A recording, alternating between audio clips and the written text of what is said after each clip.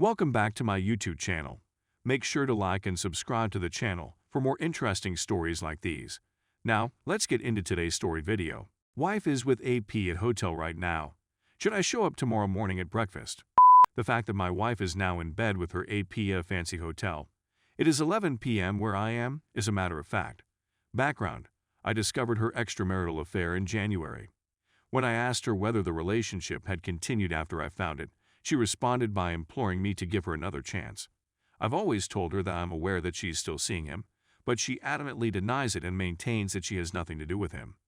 We signed an amicable separation agreement last week, which has yet to be recognized by the court, but she still believes she loves me and wants me to give our relationship another chance. That I didn't believe her sincerity, that she had lied to me far too many times, and that I no longer trusted her. She cried out in frustration. Last night, she told me she needed to disconnect and that she was going to a hotel with a female friend for one night to get away from everything. I'm well aware that this is a fabrication and that she is banning her AP right now. The location of her accommodation, which is not the one she indicated she would use, is known to me. The question: I'm tempted to go to breakfast at the hotel the next morning, simply to see the two of them arrive looking wonderful and comfortable after their morning. Question: if I happen to see them, or if they happen to see me, I will just wave and smile while continuing to sip my orange juice and read the morning newspaper.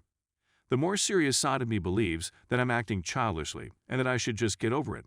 Another, childish, part of me argues that after all of this suffering and sorrow, I should not deprive myself of this minor, coop to theater, and take pleasure in the amusing sight of the deer trapped in the headlights of the car. What would you do if you found yourself in my position? As of right now, I'm going to bed, but I'll check back in 8 hours to see if there have been any answers. Edit: it seems that the majority of people believe I should go ahead and do it. That's okay with me. I'll take a cab to the hotel to check in. After dropping the kids off at school, kissing their foreheads and wishing them a happy day is something I have to do as a decent parent. It is as a consequence of this that I will not be able to join you for breakfast anytime soon. Hopefully, they're not the kind to get up early in the morning. But the real question is whether or not they will order room service when they arrive.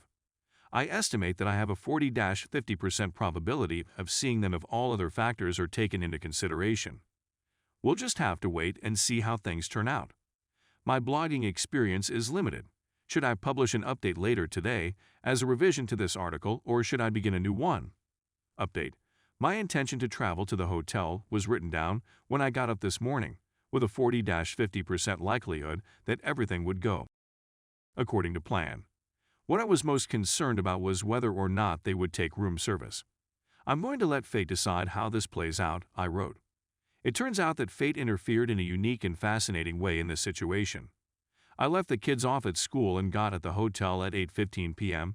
I checked into the motel. Due to the fact that the space was mainly unoccupied, I chose an ideal spot with a view of the doorway and a table that was immediately between the two enormous rooms that housed all of the inside seats. I was pleased with my choice. The view from the outside sitting area is really spectacular. My plan was to bring a huge wide newspaper and make a hole in the center of it so that when the two came, I could position the newspaper in front of my face and still see where they were going to sit. This morning's breakfast consisted of my pain au chocolat 4 pieces, a lovely chocolate, and a slice of banana cake. Following the promise of orange juice along with the usual cup of coffee, the event began. This was the first time I had the sensation of being a police officer in a Hollywood film. I went through my wife's WhatsApp messages to discover when she had been last seen. She is in fact fully awake. Of course she's awake, They're slapping each other about. Simply said, patience is required. To shorten a long story short, I had to wait for 4 to 5 hours before I could go. The average heart rate is 160 beats per minute. I knew I had to go to the bathroom at some time, but there was no way I was going to leave my guard post.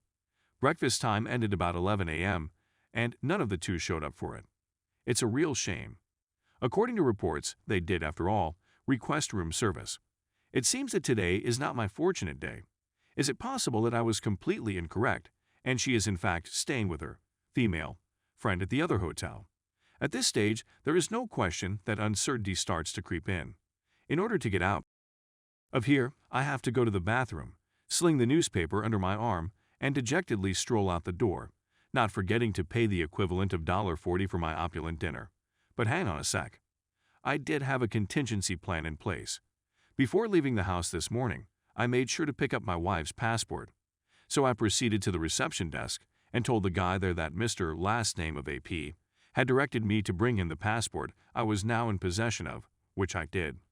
I asked him to check him up on the internet. After a few moments of stumbling, the person asks me for AP first name, which I happen to know, but there is still no pleasure. "Oh, they're leaving right now, see," says the receptionist, gesturing behind me. Just as I was about to respond, maybe it's under a different name, and tell him my wife's last name. When I turn around, there's my wife waiting for me at the exit, which is just a few steps away from me. Although she is alone herself, she is patiently waiting for the valet to bring her car over. She's turning her look away from the camera. My curiosity is piqued as to whether she saw me. Damn, I'm so close, and I was even conversing with the receptionist a minute ago. She, on the other hand, continues to look the other way. I give her a sideways look. I'm on the verge of puking. The automobile pulls up. She turns and goes away. After about 2 seconds, I had to decide whether or not to say hi to her and see what she said in response. App, on the other hand, was not present. Unfortunately, there was no Koopa theater to save the situation. I stayed deafeningly silent. I told myself that I'd tell her later today when I had more time. For now, I was just interested in seeing her reaction when we both got home. In case you're wondering, when I got home, she was all loving and hugging me and told me she'd been thinking a lot about the two of us and that she wants to change her life drastically. However, I did get the ultimate confirmation I had been seeking, i.e. that all her promises that she still loves me, that she removed AP from her life, and that she wants to restart our relationship were just a big mound of stinking BS. The wife slept in a room that had been marked as AP. Everything I needed to know was provided to me. When I returned home, the temperature was much lower than usual. We remained in the same house for more than 4 months while we worked out an amicable separation agreement. I haven't informed the children about this yet. Although I was in the thick of my suffering, I believe I still had some optimism that she was genuine about starting the relationship.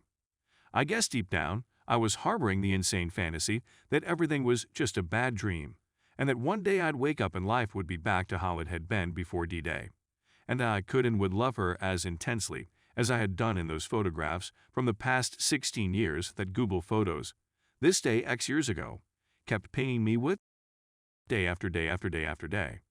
Those photos that I'd eat while sobbing alone in my bed in the guest room every night, because I suppose I enjoy pain, are what I'm talking about. I get what you're saying. It's just absurd. However, I'm sure many of you are aware of the fact that intense pain may impair awareness and logical decision-making abilities. I told my wife that we would be separating and moving into separate dwellings in just a couple of days' time. All has already been pre-regulated in our separation agreement. Either one of us has the right to request this any time. We'll tell the kids about it the next day. A new age has begun. The time has come to finally pull the plug on this project. Due to my apprehension about the pain of extracting it, the bad tooth had been left to die in my mouth for an extended period of time. Finally, it is time to put a stop to this nonsense once and for all. I was in the middle of composing this when my wife walked in and said she wanted to talk. I feel that now is the right moment to notify her that I was standing exactly behind her this morning as she left the house. Alternatively, I might just remain silent and allow her to wonder why I'm making such significant decisions all of a sudden. I'm not sure what to say. I'm thinking I'll simply play it by ear. Yes, I realize this is the most illogical way to go about things, but I just don't give about it right now.